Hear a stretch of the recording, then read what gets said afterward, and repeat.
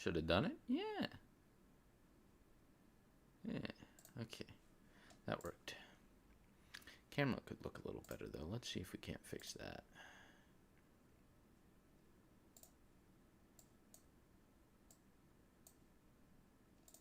It's better. Okay. I have a problem. I have a very serious problem. What problem? What problem? Well, you see, I like math. That's my problem. I like working things out mathematically. It's great. I love it. Multiplying, dividing, subtracting, adding. I love it. That's my problem.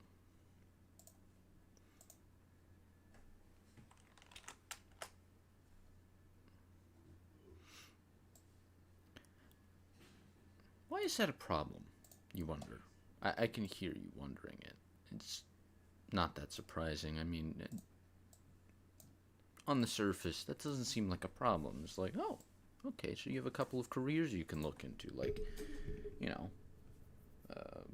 clerical stuff, some accounting. You know, that'd work for you, right?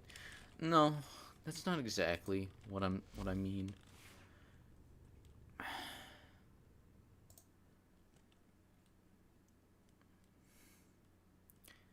Screen's currently dark. I apologize for that. This should fix it, though. It didn't. Probably because for some reason another video capture device is over top of it. There we go. Look at that. Beautiful. Beautiful. So here's the problem with my love of math. Warframe preys on that love of math. You can see it just a little bit, just a bit, just a touch. When you look at the weapon that I'm currently holding there, you see my brrr clutching lovingly Rubico Prime.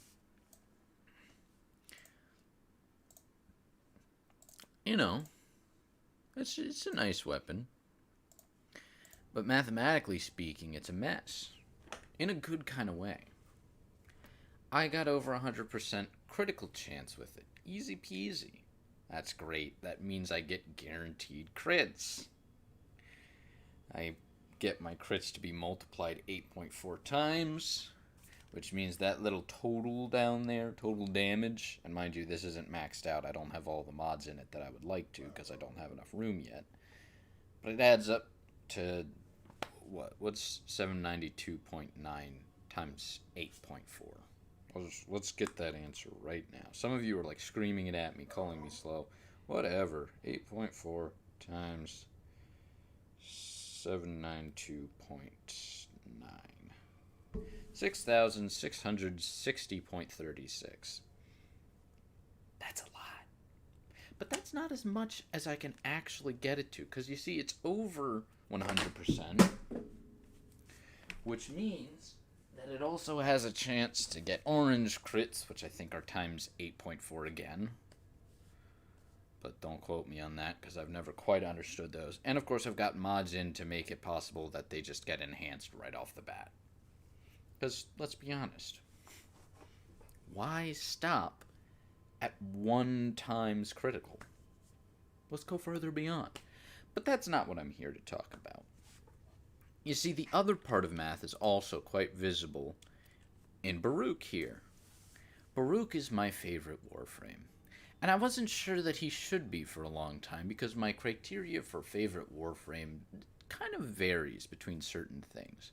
Lavos almost overtook him because of how close he is in terms of awesomeness. What do I qualify as awesomeness? There's like all of 3 qualities that I look for in a good Warframe. One is stealth capability. Brrr has that because he can put people to sleep and they, forget shit afterwards. It's very good. It's very useful for spy missions. His daggers will also take out cameras as you watch walk by them. So, nice. Lavos doesn't really have a whole lot of stealth. And for a long time, since I love stealth so much, Ivara had been my favorite. And she's still like a close second favorite for me. I'm thinking of buying her Prime from somebody. Ashe is kinda good for that reason. And Loki is kinda good for that reason. But there's another thing that I look for. And this is where Ashe and Loki sort of start to fall behind. Loki more than Ashe. Damage capability. You gotta have, like, abilities that make it useful for you to, like, clear out a ton of enemies around you. You gotta be able to get out of situations.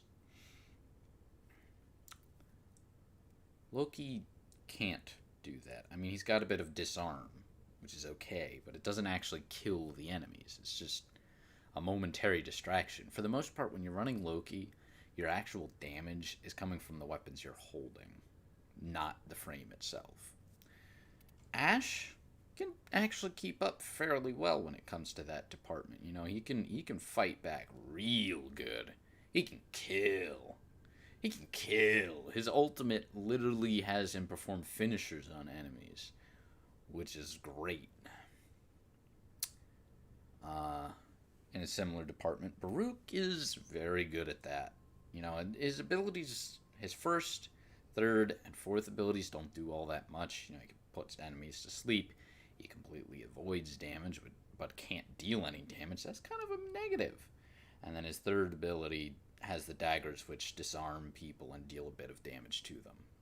But his fourth ability is fantastic, because you get an augment that can actually make it adapt to whatever your enemies are weak to. So, it's very good at killing. It can kill. Lavos, however, I'd say outpaces him in this just because his abilities don't run on energy. So you can always use them. You just gotta wait for them to cool down, and you can improve the cooldowns yourself. And all of them deal damage. In fact, you can also choose what type of damage they deal yourself. Not quite as efficient as Baruch doing it automatically, but hey, it's pretty fucking good. And they get stronger the more you use them. It's nice. In similar regards, you see Warframes like Nidus, who get stronger and stronger and stronger the more that you use them. Saren's very good at that type of stuff. Revenant is meh. Wisp is gold at that kind of stuff. Atlas is pretty good. But these two categories that I've listed thus far are kind of ancillary to my ultimate category. The deciding factor. I call this sucker the nuclear option. If the Warframe has it in spades, that Warframe is instantly shot towards the top of my list. Damage reduction. Now, for damage reduction, or at least survivability, as I'm more prone to calling it, because there is a certain area that kind of avoids damage altogether, like Ivara, where you're just like, haha, you can't touch me. And Loki has a bit of that too. The invisibility, it counts towards that, because then you can't be hit whatsoever. That's good. That's nice. But it's not my favorite. I'm kind of an assault kind of guy. I like to go in loud. Don't get me wrong. I love stealth missions. I have reason to do stealth missions. It's not my thing, though. Health. How much damage the Warframe can tank? If you give me a Warframe and say, hey, this guy, he's got way too much health. I'm like, well, don't stop there. Come on. And this is where Lavos started to creep towards Baruch for me. Now, mind you, those other two categories are very important. They are.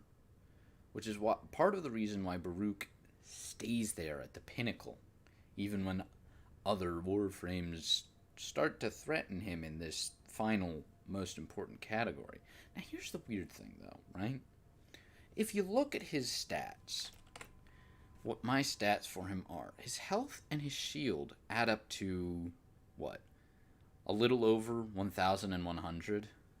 If you compare that to Lavos, Lavos has 1,900. He has almost twice as much. There are other frames that have way more health than Baruch. Now, if you know anything about Warframe, here's Inaros, 5,600. But then you're sitting here and you're like, okay, hold on. I'm no fool. There's a stat there that says armor. Come on, there's damage reduction in that too. But even in that category, Baruch gets outperformed. Massively. He's only got 175. Hell, fucking Excalibur has more than him. Atlas clearly has more than him. Ash has the same amount as him. And I think he actually has way more health. Baruch has 75 to start. And he's only got 100 shield to start. How the fuck does Baruch qualify, in my mind, as the awesomest, tankiest fucking Warframe? I'm gonna tell you. This is where the math comes in. Alright? This shit's gonna blow your fucking mind, brother. So I'm gonna pull up a little document here that I filled out a little while before starting our stream. It's called Effective Health.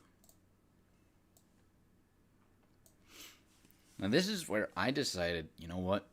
Let's figure it out. Let's figure out which Warframes have the most overall health. And I'm realizing now, looking at it, I didn't quite finish it. Because I didn't do the last bit of effort for Inaros. But even then, I think it's going to end up being the exact same as Atlas. So we'll cover that when we get to it, and we'll see. But I thought about it. Ember's actually really good in this category as well, just because one of her abilities increases her external damage reduction. It's very nice. In fact, in some regards, her damage reduction can outpace Baruch's most basic ability that does the same thing. Anyway, let's just start with Nidus then. We'll do Inaros last before Baruch, because Inaros really is the largest threat on the board to Baruch's kingship. Nidus. Nidus, as many of you will know, is similar to Inaros in that he does not have a shield, and he's pretty much an armor and health tank. And he's also got a heal rate. He's got that going for him. I like that about him a lot, which is why he stays in my options at all times. He's very good. He's even got an ability that makes him resist his first death. It's awesome. It's one of the reasons I like Wukong as well. Nidus, my Nidus, has a basic health of 1,110. Basic, not applying armor. The armor, then, that we apply is that 780. I have a sheet over here that tells me how to calculate what the damage reduction is according to the armor. Now, armor, for those of you who don't know, or I don't know, have forgotten, in Warframe is applied only to health, not to shields. That's fine for Nidus and Inaros because they don't have shields in the first place. They don't give a shit about shields. But it's important for remembering for other Warframes because when you're trying to calculate their effective health, what their health actual number is, you're gonna need to include this shit. Kitty, what are you doing? You're sitting funny. Yeah, you. What are you doing?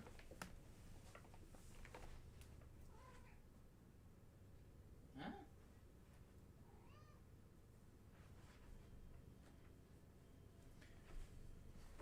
Sorry about that. I had to make sure that my cat wasn't peeing the rug. Anyway.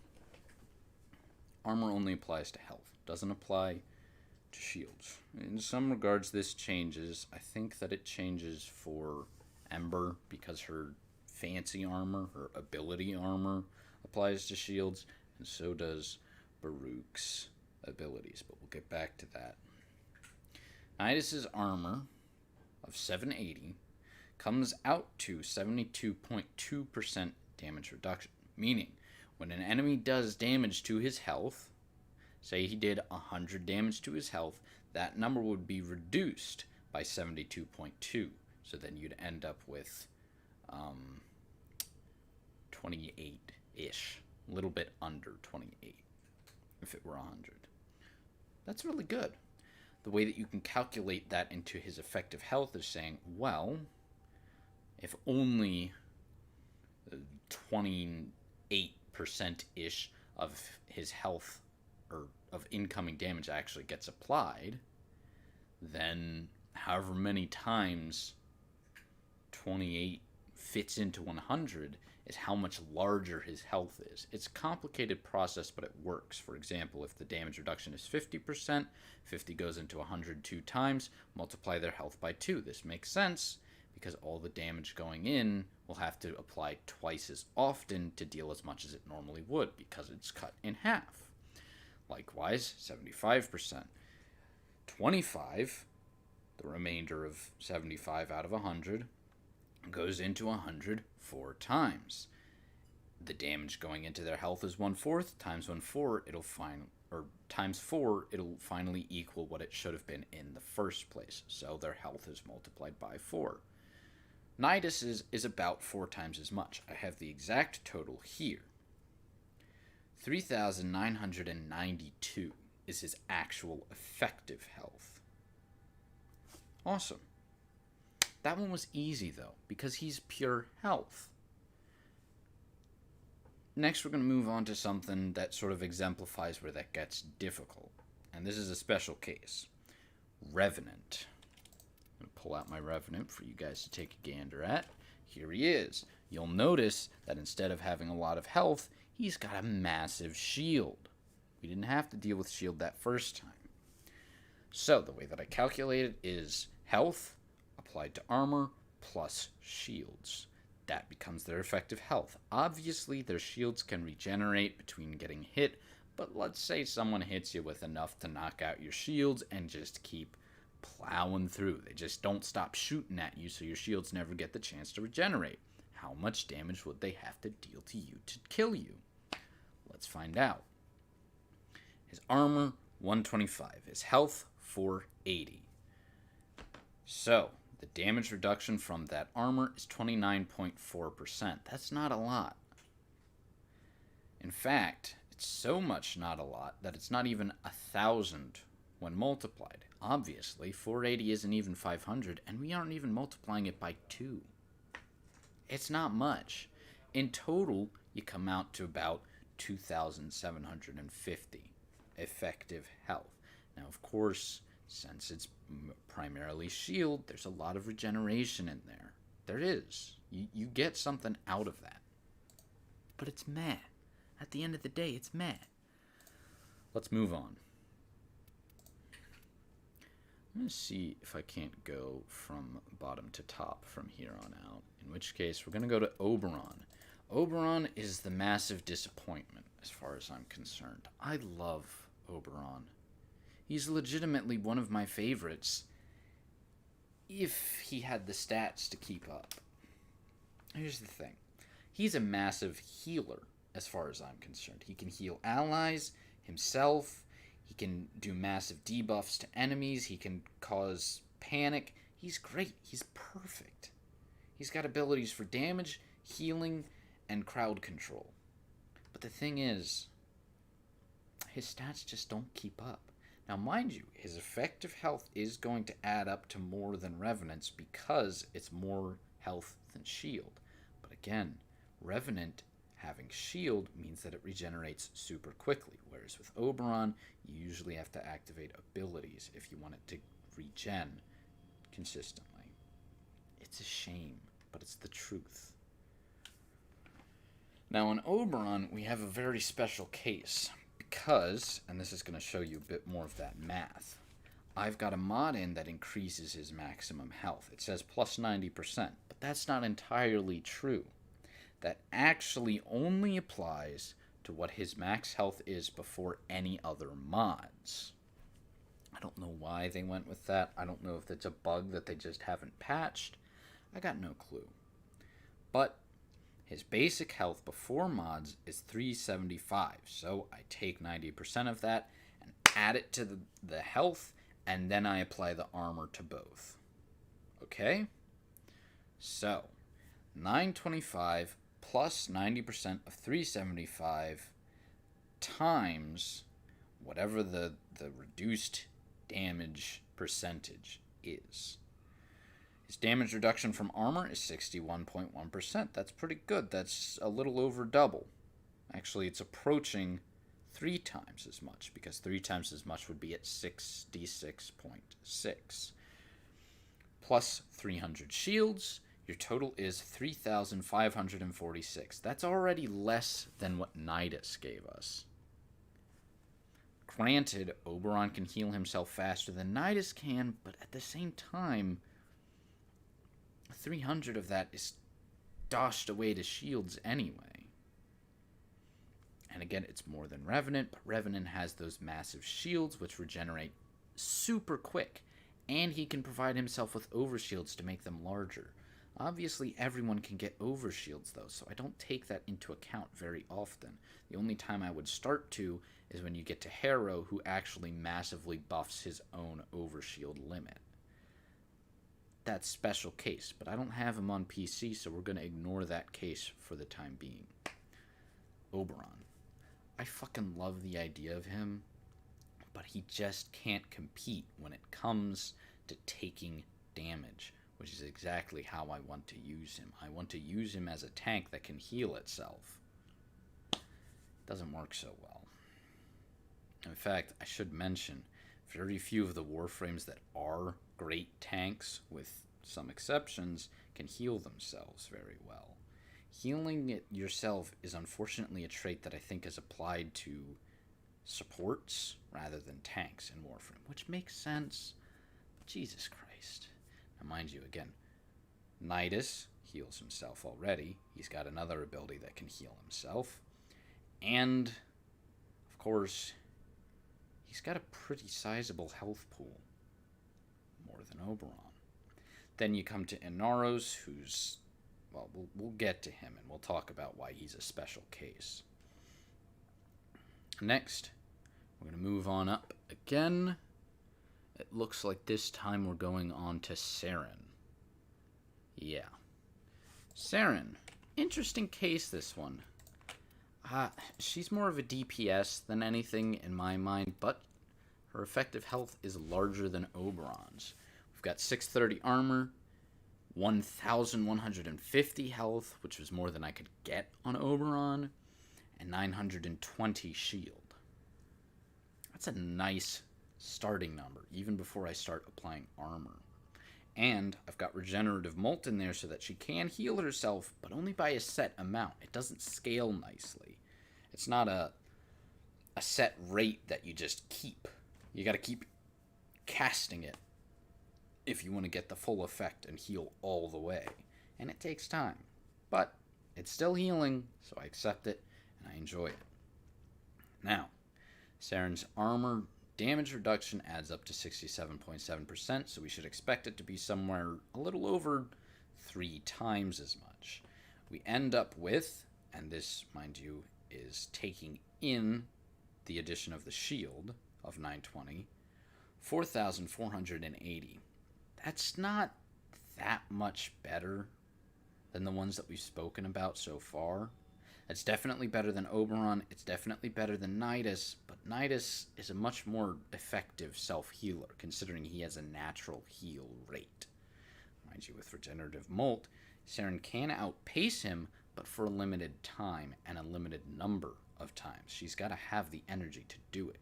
Rage helps with that, but there's only so much that Rage can do for you.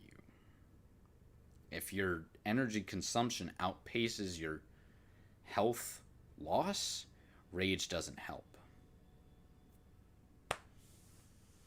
Anyway, we move on. Next in the list is Wukong. This didn't surprise me much, but it did actually surprise me how close Saren is to Wukong. Now, one of the reasons that Wukong is a special case in my mind is because he gets 3 chances to avoid death entirely. And of course, he gets a teammate that he can summon for himself. He has an ability that can heal himself that works very well. he's pretty fucking consistent. He's even got an ability that temporarily makes him invulnerable. He's a good fucking tank. He's got 637 armor, 1,380 health, 480 shield. He's got way less shield than Saren did, and he's got a little bit more health than she did. Not that much more health, but somewhere approaching half as much armor. Unsurprisingly, his health adds up to more, with only these alterations. Mind you, his armor is 68%, while hers was 67.7. Not that much difference between the two, but because it's being applied to health, he has more health, it adds up. His total is 4,793 effective health. Hers was 440, hers was 4,400, his is 4,700, almost 800. It's not that much difference, but that's a whole extra 400 health to work with for him. Maybe it's just the slight breath that you need. You'll notice, by the way, that a lot of these Warframes have the adaptation mod in them, and I'm not including it. The reason for this is because adaptation takes time to reach full effect, and you have to take damage to get the full effect, which means someone can still two-shot you if their damage is high enough. Now, sometimes they can even one-shot you if their damage is high enough and you don't have a shield. Thankfully, they made an introduction with shields that shields block you from one hit dying because they have the slight buffer. 100% of the damage goes into the shield. The shield gives you brief invulnerability when it empties, and then they start dealing damage to your health. Most people get 2 shots. Some people can still get 1 shot. Nidus, if I came across an enemy that could deal 5,000 damage in a single hit, I would die in 1 hit. If I went at them with Wukong, not only would it take them 2 hits to kill me, but they would have to do it 6 times because I can survive 3 deaths. He's very nice. He's very nice. The only reason that those 3 death avoidances don't make him count higher, in my opinion, is because once they're gone, they're gone. No additional health after that point. But regardless, we're moving on from Wukong. Next on the docket looks to be Atlas. Here's one of those special cases, and this is where I wanted to get before I really started calculating Inaros for you guys. I wanted to introduce the idea of abilities that reduce damage incoming, and particularly passives. Atlas, as you can see, 1,215 armor. That's a massive amount of armor. That actually rounds out to 80.2% armor, so we expect his health to be multiplied about 5 times. His health being 1,010. His shield 480. So, just looking at those, we see that his effective health is somewhere around 5,581. That's good. That's better than Wukong, but it's not that much more than Wukong. I mean, it's more. It's more. It's almost, I think, 700 more. Here's the thing. Atlas has a passive ability of Rubble. As he uses his regular abilities, kills enemies, petrifies them, so on and so forth, he gets Rubble, which adds up to an extra 1,500 armor points, which is directly applied onto his regular armor. At which point, it seems to me that his armor, damage reduction, including both Rubble and basic armor, comes out to 90% damage reduction. That's awesome. That is awesome. And with 1,000 health and the shield, that puts him up to 10,580 effective health. That's incredible. And Rubble will heal him if his health starts to run out. He's awesome as a self-healer. He doesn't heal his allies, though, and that made me sad, because for all intents and purposes, his health with Oberon abilities is exactly what I would look for if I could. It makes me sad, but we're going to move on. Next, we're going to get on to Lavos. And Lavos is, again, the one that made me start to question Baruch, but didn't quite topple him. Lavos has 1,642 armor. That's incredible. That's higher than Atlas's base amount. You'll notice, though, that Atlas's total amount, including rubble, was massive. It was in the 2,000s. But the thing is, Lavos has even more health than Atlas did to start. 1,660. That's a sizable chunk of health. That is more than 600 more than what Atlas started with. Mind you, it's not twice as much as Atlas had, but it's like a solid 50% more than 50% more health, and a reckonable amount of armor. Here's the thing. The higher you get with armor, the less effective the overall amount ends up being, because the curve looks something like this. It keeps approaching 100% but can never hit it. It'll get closer, and as you get your armor higher and higher, your armor does less and less and less and less, because it can't actually hit 100. It's asymptotic. Now, supposedly, if you found a way to get your armor actual amount over 30,000, it would start to really approach so much close to 100% that it wouldn't matter and you'd just take 0 damage because it would round down enough. But I don't trust that, And I don't think that there's a single character in this game that can get that close. There's a few that approach it. I think Valkyrie Prime and Atlas Prime get pretty close if you get the right mods, but not quite. Not quite. Anyway, including that 300 shield, the health, and the armor, Lavos comes out to 11,079 effective health. That's an additional 500 health over Atlas's. It's not that much more than Atlas, but it's enough to make you really think, holy shit. And remember, Atlas had a larger shield. Lavos is a threat to reckon with, and his first ability heals himself pretty damn well. He's good. He's really good. We're going to move on to Inaros, and this is where I have to look something up.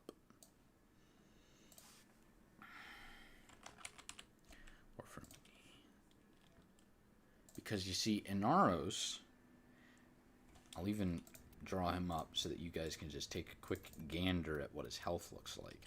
That's massive. And you can already see that his armor is nothing to sneeze at either. It's less than what Nidus's was, meaning that as far as health tanks go, his armor is the lesser of the two. But clearly his effective health is going to be higher because his base health is already higher than what Nidus's was. His base health is higher than the calculated effective health of all of the Warframes until you got to Atlas. I think Atlas's basic is just under his. Before you apply rubble, Atlas's basic is 5,581. Inaros's is 5,610. Even without armor, Inaros is massive.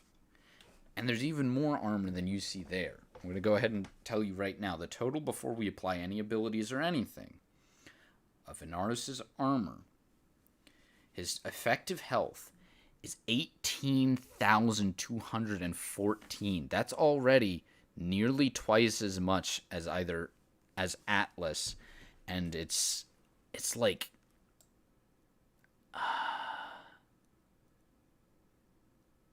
about 7,000 more than we had with Lavos. And ours is incredible.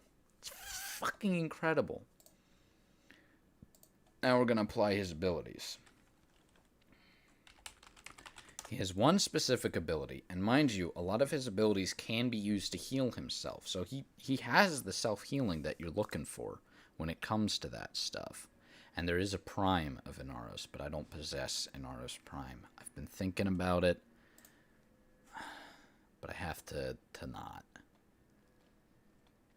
So, his final ability, Scarab Swarm, doubles his armor bonus, his total armor, but it costs him some of his health. But again, you can, re-heal yourself pretty quickly, so you can ignore that somewhat well. So, we have to apply that armor bonus to his existing armor, 675. Let's do that.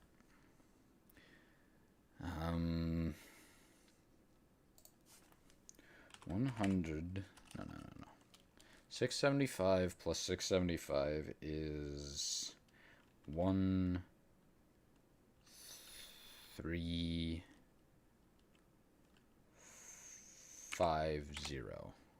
Yeah. Divided by 1350 plus 300. That, by the way, is the calculation for what your damage reduction is. That damage reduction comes out to 81.8%. Alright. Let's apply that shit to the health.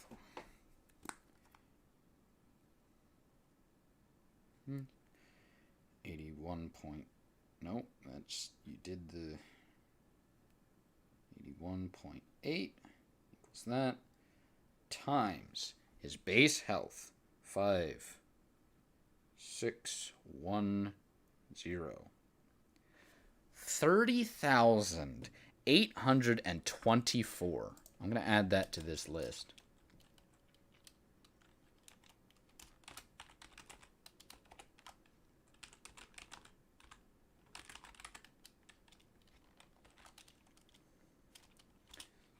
$30,824 points of effective health at max Scarab armor. Inaros is incredible. He's indestructible. And this is the non-prime version. Alright? His prime version, I think, gets even more health. Let me take a gander at this. What's the difference?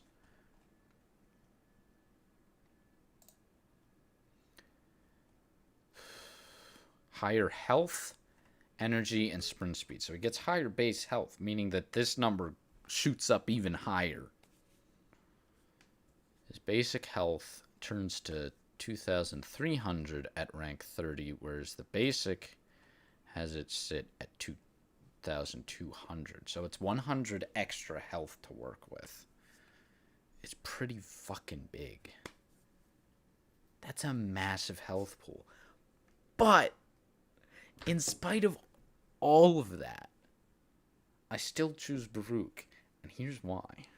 This is where the math starts to actually get crazy. As insane as Inaros is with all of that, Baruch can outpace him. It's mind-blowing, but it works. Alright? Let's start with the most basic calculation of this. Look at this. We were dealing with numbers in the thousands. We had armor over thousands. We had health over thousands.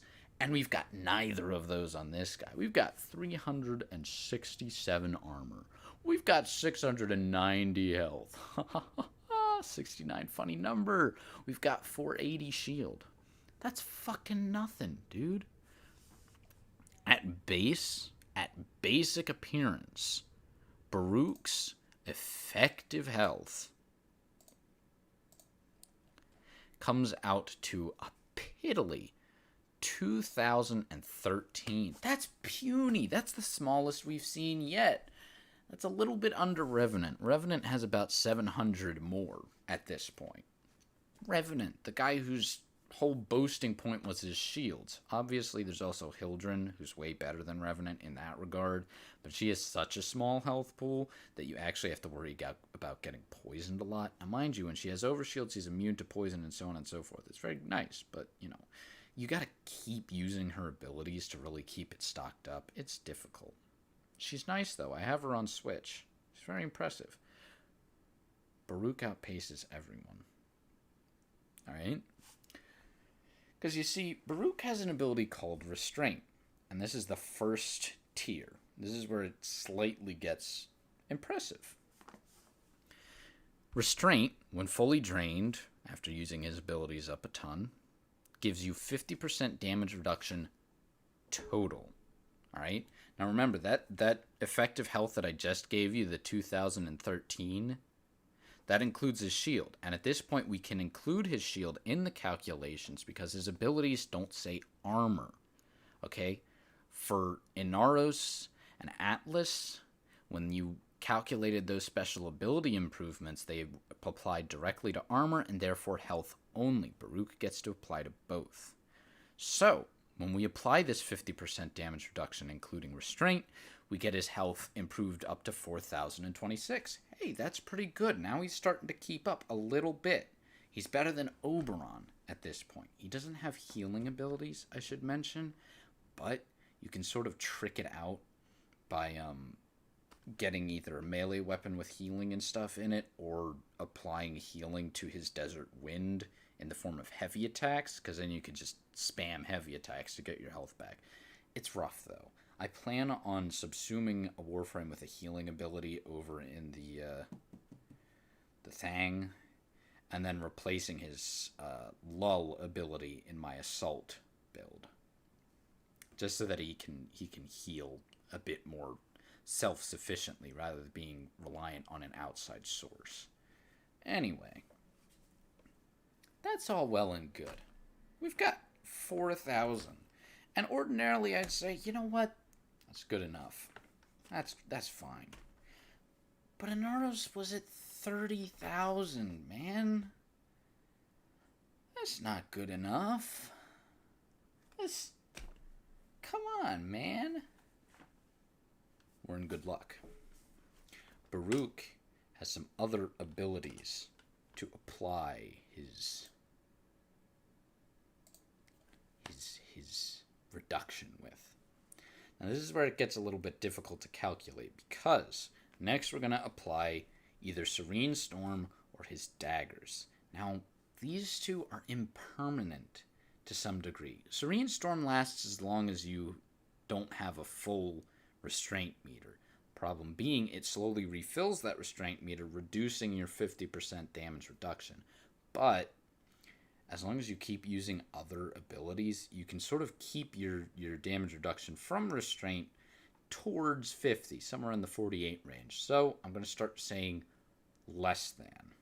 Now mind you, when I say less than, that means it could be anywhere up to this, because as long as you keep using your abilities, it will hover close to this range, and at some points it will hit this. Obviously, it'll degrade down towards half of the number that I give you, but most of the time it's going to spend somewhere between half and full, leaning towards full as long as you're smart with your abilities. With Serene Storm, you get 5,835 effective health. Woo! We just crushed the 5,000 mark, and it's higher than Atlas before we applied Rubble. That's great. That's splendid. But you know what? It's just not doing it for me. Besides, now I gotta, keep using my abilities and my energy and stuff. No. Come on. No. Alright. We're gonna take a step back. We're gonna go to the daggers instead, because they're a little bit more permanent. You can have way more than 9 daggers, but 9 daggers is where their special damage reduction peaks. Each dagger is worth 10% up to 9, because after 9 it would go to 100%. They're not going to give you 100% damage reduction, but that's 90% damage reduction. That means you get to multiply your number by 10. So, before we applied Serene Storm and we just had Restraint, if you start using your daggers when you're out of Restraint, you'll have 4,000 effective health, meaning that when you have 9 daggers on you, you have 40,000 health. We're already above Inaros. And again, if you really want to, you want to crank it up a little bit further, you can apply Serene Storm again and get 58,350 effective health. Brrr is king. Nothing I have seen equates to that level of dicketry. Now, mind you, it is in my plans to edit my brrr build because I want to make it so that I can have way more than 9 daggers so that I constantly have that 90% damage reduction. Just, it'll make my heart rest easy. But the point is, if you're far away from your enemies enough so that the daggers don't actually start chasing them, and they're shooting at you and stuff, Baruch's like, guys, I'm only feeling like a pinch of this. I've got 40,000 effective health. And it gets better. Oh, it gets better. Because you see, if you're just that kind of guy, and you're like, look, I want to be invincible. And I took a look at Rolling Guard, which is nice, but it can only give you like 3 seconds of invincibility. Baruch's got you covered, to a degree. His first ability literally says, nothing will hit you from a certain degree radius. As you increase the range, the radius increases. You can give it over 360%. You can be untouchable from all 360 degrees.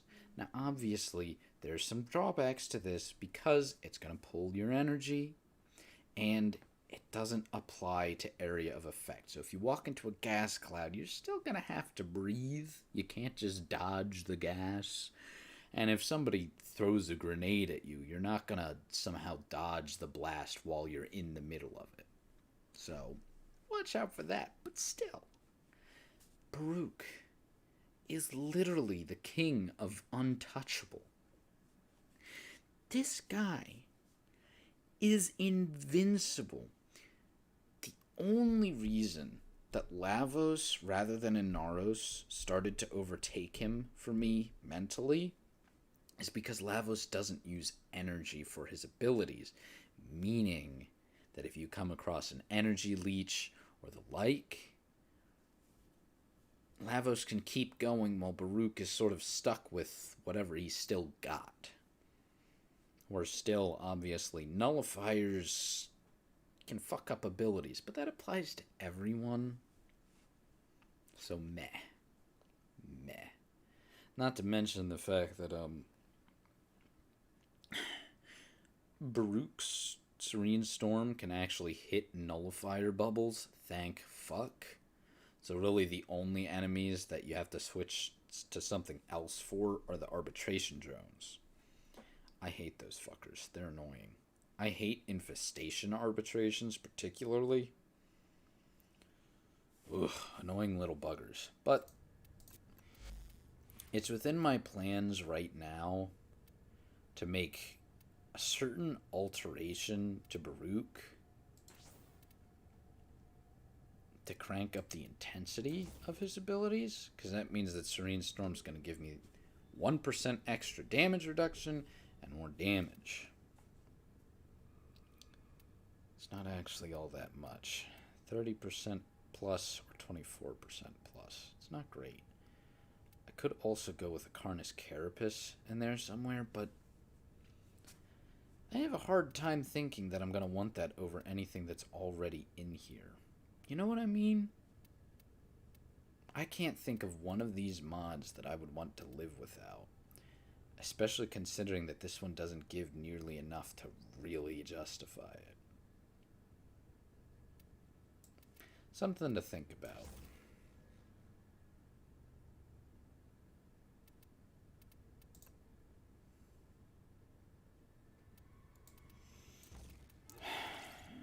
Anyway, I think I've made my point.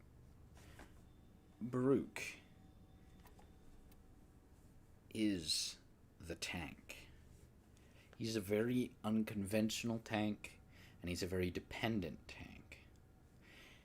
Now, mind you, all of this means fucking nothing. Because, again, there's this funny little mod called Adaptation that I just haven't touched yet because it's dependent. Now look, the reason I don't like to talk about adaptation when it comes to this is because it's messy. You have to keep taking damage to get damage reduction, so you can't get a definitive answer for what your effective health is because you have to decrease your health to get more health. And if you come across a guy who does a lot of damage all at once, then you're going to take like one hit of damage, get 9.5% resistance to that damage, and then he's going to hit you again, and it's only going to be 9.5% weaker.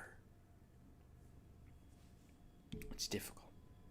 But let's just suppose, alright, that you're running Baruch. You've got like 30,000. You're about the same as a Naros right now.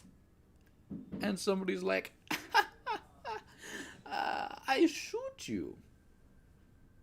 Obviously, no enemy in the game does 30,000 damage in a single hit. There's some that do a lot. Like a lot. Like a lot. Steel Path, fuck my life. But you are going to start stacking towards 90%. And 10 times effective health again. And the reason that this makes Baruch so much more powerful than the rest is because the amount that you have to heal comparatively is so small. Because here's the thing. Healing doesn't care about armor. So if your effective health is like 5,000 and you had to heal 300, that wouldn't look like shit. But because your healing goes directly to your natural health, 300 means the world to someone who's got 1,000 health. You're like, hell yeah, that's like almost a third of my health back, thank God. Baruch? 300 health back? That's half of his pool back. And remember, 480 shield is going to regen like that. I've got augur abilities in there so that I can crank up my shields just by using my abilities. It's insane. Anyway. My point being, for this whole stupid fucking live stream, Baruch is untouchable. And I love him. Anyway, that's the point of this stream. That's all I got. I hope you found it useful to find out who the maximum effective health was. It is Baruch. However, realistically, if you're looking for someone who's low maintenance to maintain high health, I do recommend Inaros, Nidus, and Atlas. These three are like the big time. You obviously also have the slightly lesser ones, like Wukong, who has death avoidance, and Saren, who's meh, so-so in between the stuff. And of course Hildren, if you're looking for shields instead of a health bar. It's understandable. Just keep in mind, Baruch, if you're willing to put the effort in, will reward you with gold. Alright, that's it for me. I spent an hour ranting to you guys about this stuff. I think that's enough. Do you want to see it in action? Let's do that. Let's take this bad boy out for a spin.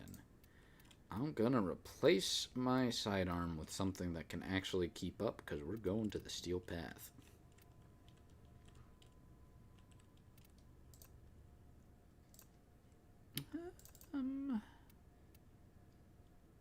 That's pretty good.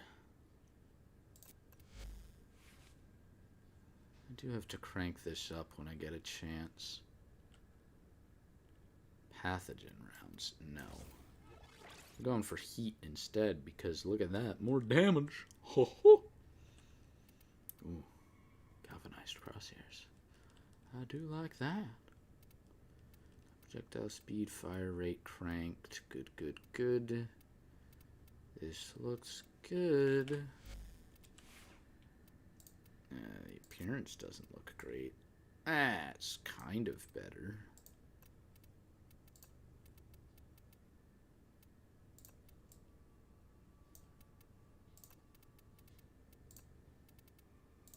That's it.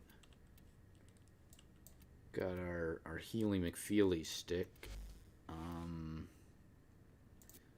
This one has more healing. The basic hits don't do as much, but the heavy attack does more, and I've got life strike on heavy attacks, so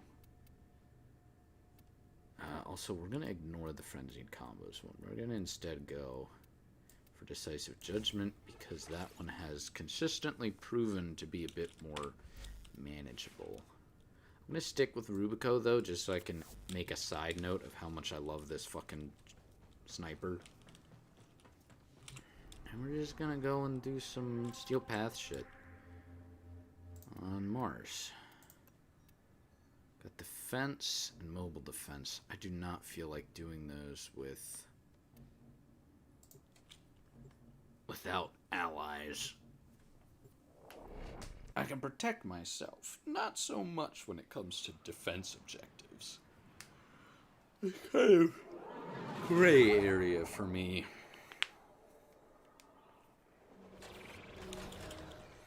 The art of combat must be practiced to truly master the canvas. 9 daggers exactly, which is kind of why I want to crank up my ability strength so I can get more.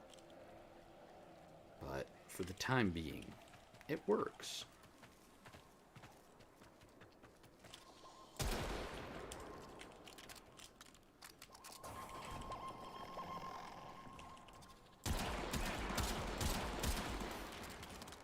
Doesn't do much against Steel Path enemies, does it? Woo!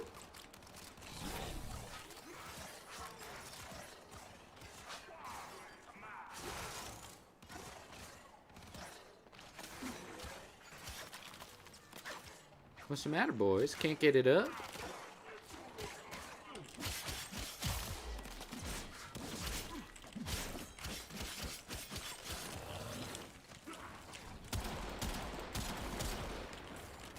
I wonder how much...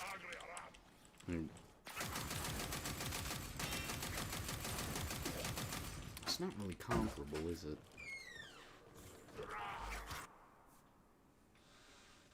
You want to split the last of the key lime pipe?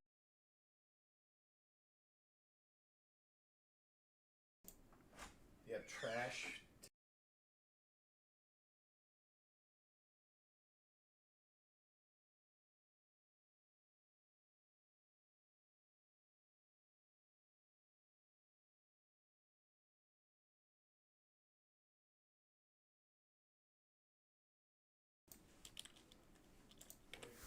Family.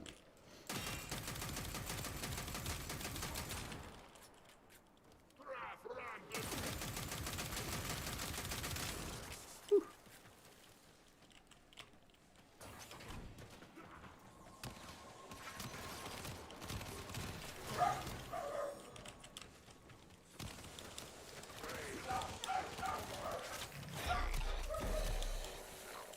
Knock them all out.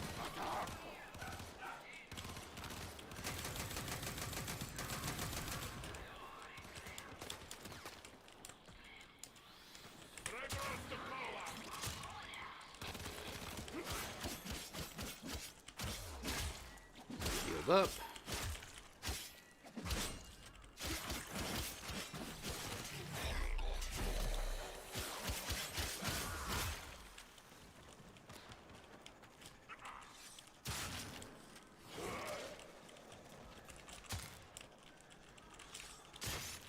good.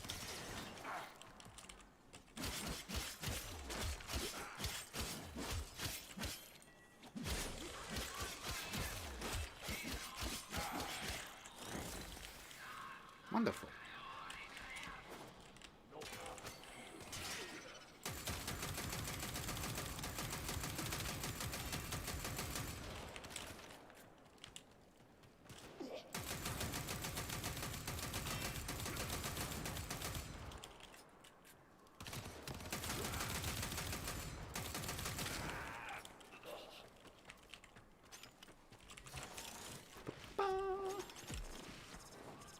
It's rough. I will not deny it's rough.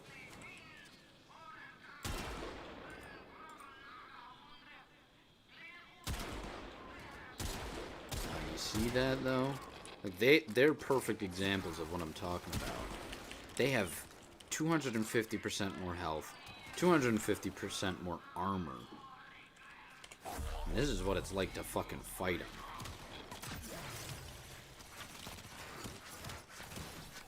Take away their weapons, please. And give me my restraint while you're at it.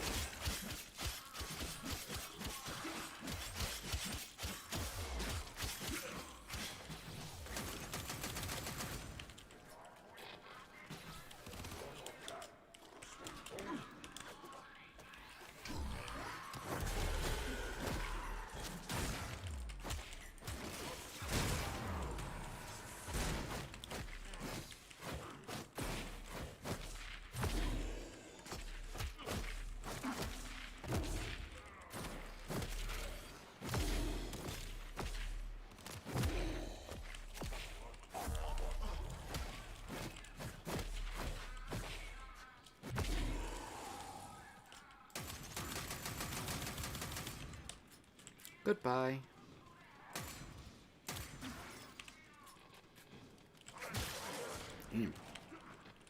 Not quite enough.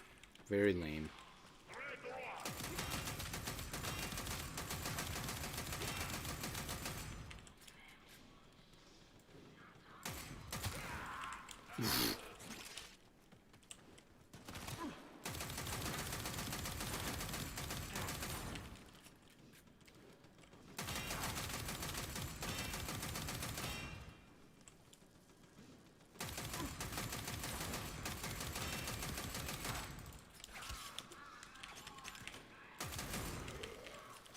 Very good.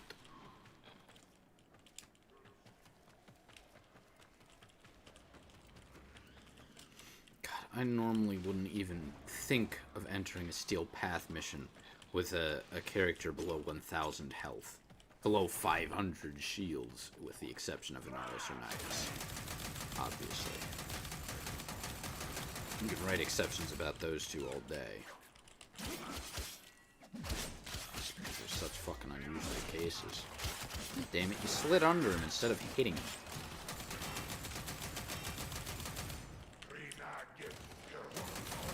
I've got... what is it? 8 times as much health as I normally would right now because of 5 daggers, nearly full restraint. Ooh! I should shut my mouth. I'm about to get schooling.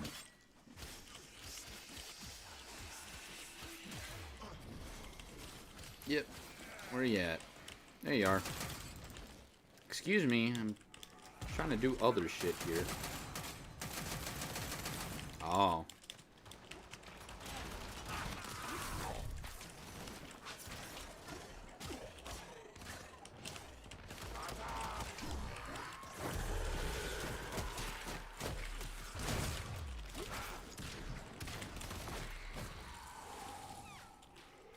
Where did I take damage from? I still had... This isn't me being confused as to why my build didn't work. This is me being confused as to how I took damage whatsoever. Because I was in... the fucking stance. This. I did take the slash from that one guy. It's a pretty sizable amount of slash. But that was before I threw up my restraint. So it shouldn't have done that.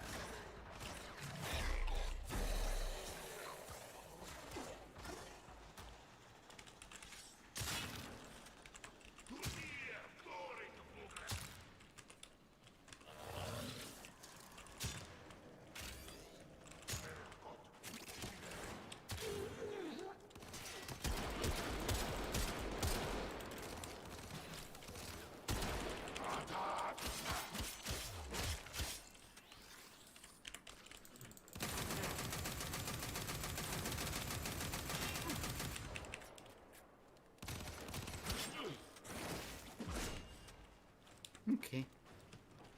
Next, please. I think I just got unfortunate and got hit right in that tiny little angle where hits do in fact count. Those are the people that I'm talking about, though, that can do that much damage with singular hits.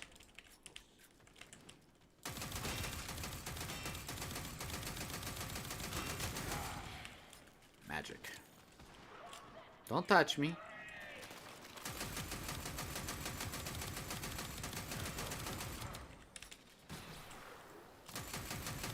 Ooh. What's still hitting me?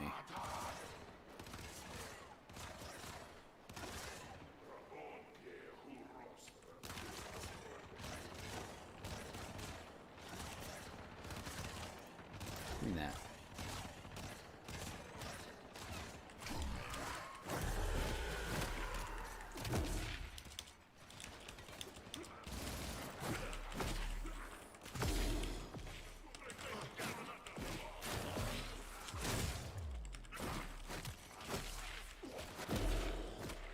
No, you also notice that I've got my display showing things in different colors than they normally appear.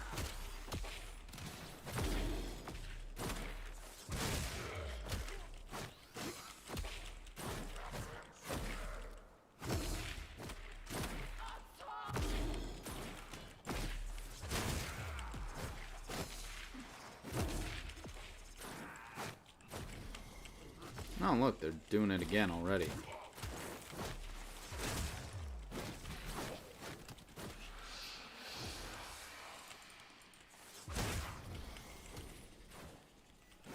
And who might you be, sir?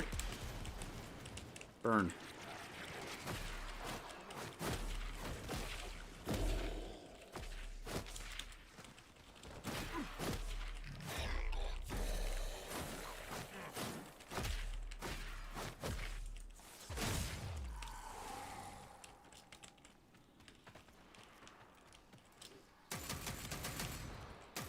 You're not real.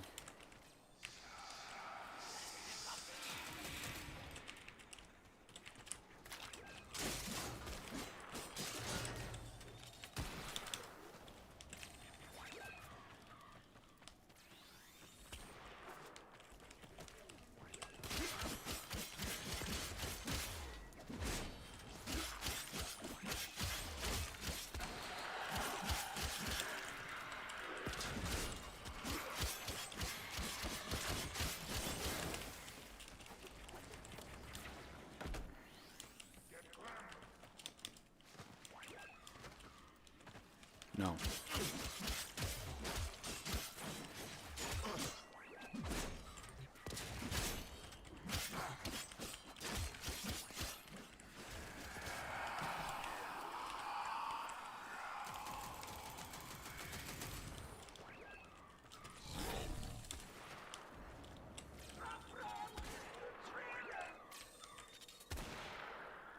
You suck.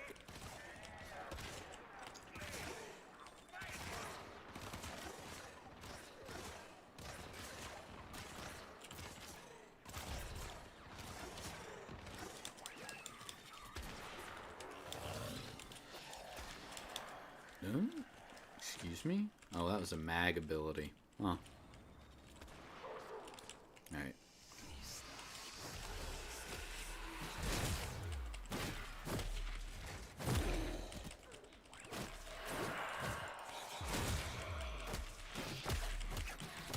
Hi there. Oi! Where was my healing? Excuse me! This is the one reason why I want a healing ability on him, because as you saw right there, the attacks on that actual ability there don't directly heal me, despite the fact that it says on heavy attack heal 20% of your damage.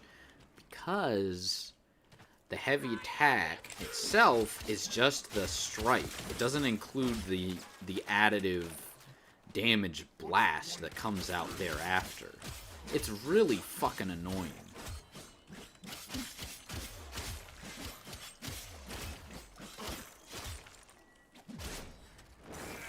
Yep.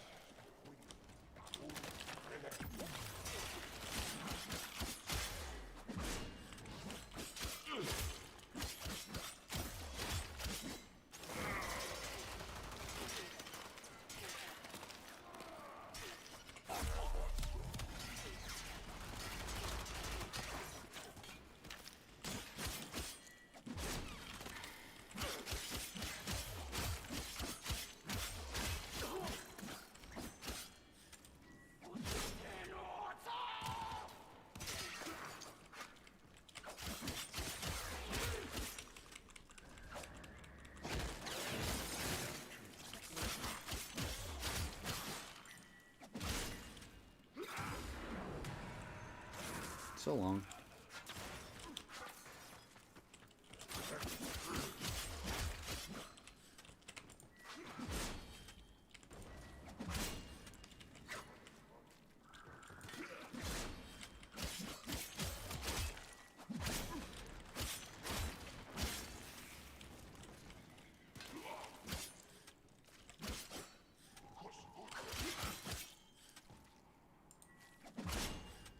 Goodbye.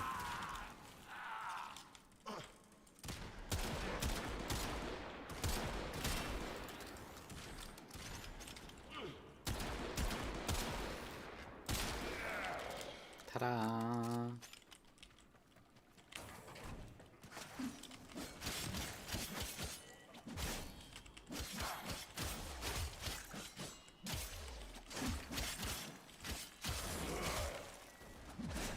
Nah, keeps missing.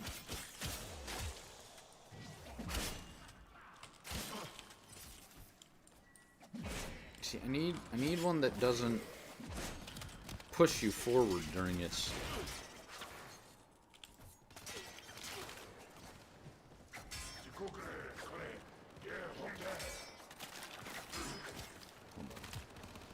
Might be enough. Yeah. That'll give me lots.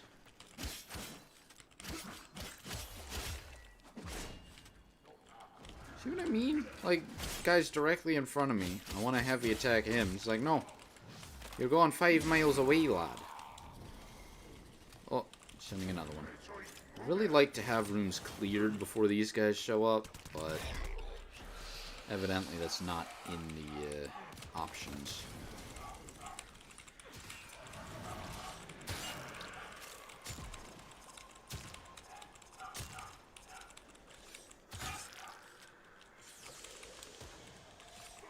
It put her to sleep. That's funny.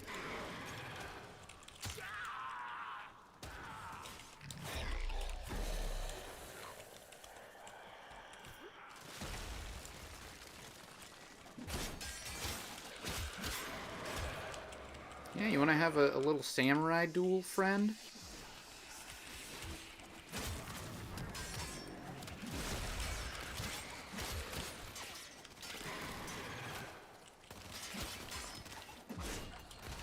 Ooh. I hate that. I hate that the heavies propel me forward. Stop it. I want to hit them, not the person behind them. And I wish there was some way to opt out of it. Like, holding back would keep you in place. No. It's not a thing. Why would that be a thing? The enemy is broken. That's good for Now get to extraction.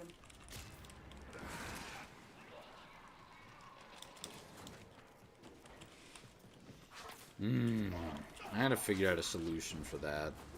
And the fact that it propels me forward and I do a heavy attack. Because I don't want to do it. Is that a range thing? Is that what range does? Because if so, that's so stupid.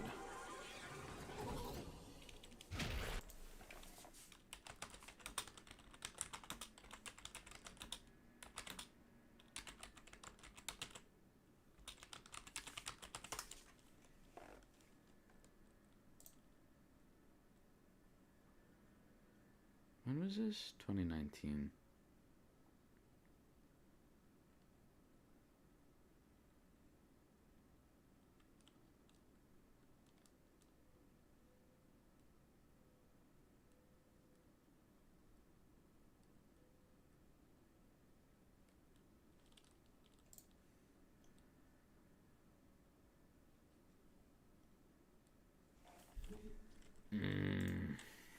I'm not seeing any answers for it. I'm tempted to say that it's just the combo, but the other one did that too.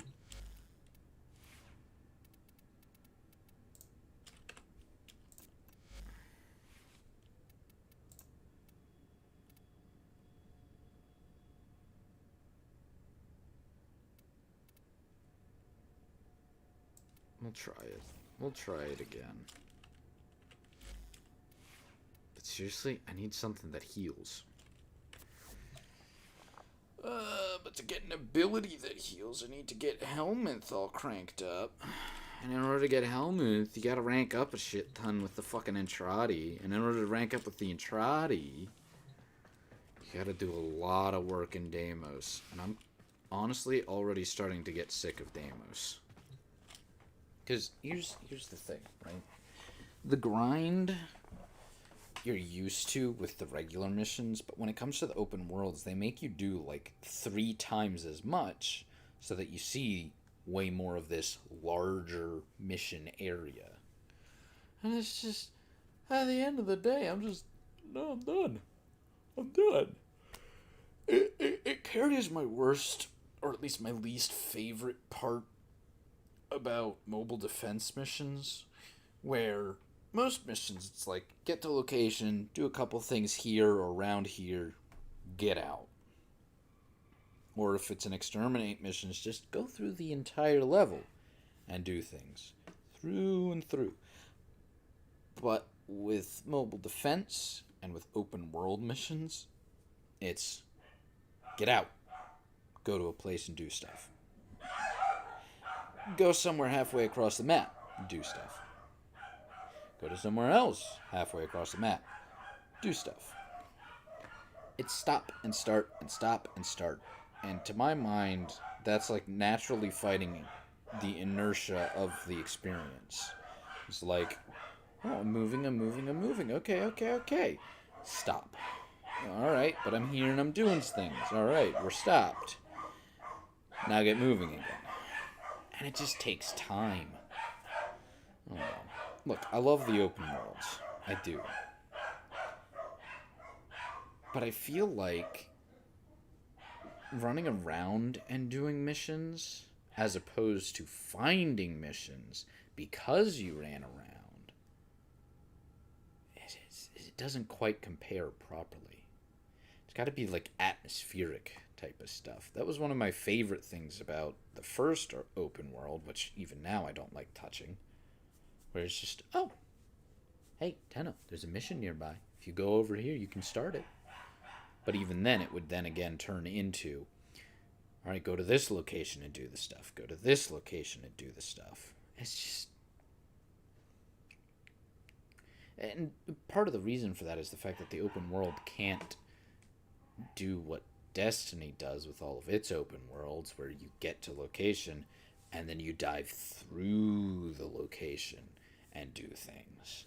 Now, granted, there are caves and stuff that they set up that reasonably something like that could happen in, but it doesn't really work with their objective system, I don't think. Because then, going into the cave, you gotta go all the way back out of the cave to get back onto the plains, and a lot of times the objective marker brings you like left, right, up, down, before it brings you forward. It's look, I appreciate the open worlds. I think they're one of the coolest additions that the game has. But at the end of the day, the amount of time that I feel like spending in them is not equivalent to the amount of time that I have to spend in them to get what I want out of them. You see what I mean? That makes sense.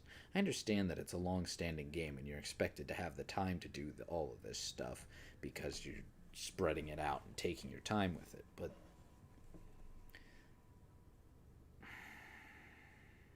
it's a very un-video game sort of thing, in my opinion.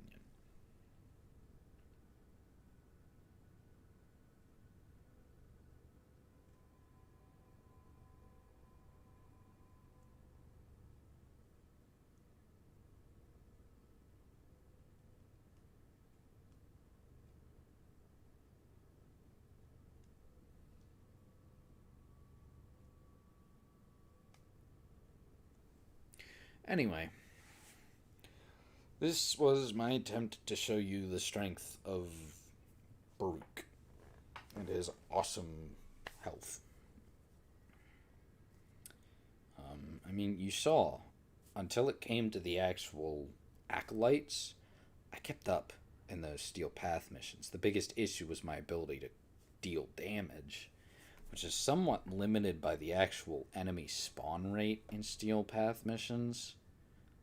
A lot of my abilities are, in fact, dependent on how many enemies are nearby to get the rewards from them. I also got to work on energy generation with Baruch. That's a pretty annoying aspect. I tried using Rage for a while, but the thing is, when you have such a small health pool, Rage doesn't have nearly as much to offer. When you've got a massive health pool like in Aros or Nidus, then Rage is perfect because you'll crank up all the energy you need to replenish your health as you're losing a minuscule amount of health, versus Baruch doesn't have a very large health pool, so once he starts losing health, he loses a lot, and then his ability to replace isn't there because he doesn't have it. He doesn't have an ability that's literally just, give me back my health. Now, of course, once I get the ability to subsume Warframes, I'm going to get ones that heal, I'm going to stuff them in there, and then I'm going to slap those abilities on Baruch. But in the meantime, there's only so much I can do. The unfortunate part about that is that I will have to get rid of one of the abilities that's really good at turning crowds of enemies in your favor, but for the give back, it'll be worth it. I am extremely annoyed that he has no actual healing of his own. Anyway, that's enough of me ranting about Baruch. Check him out.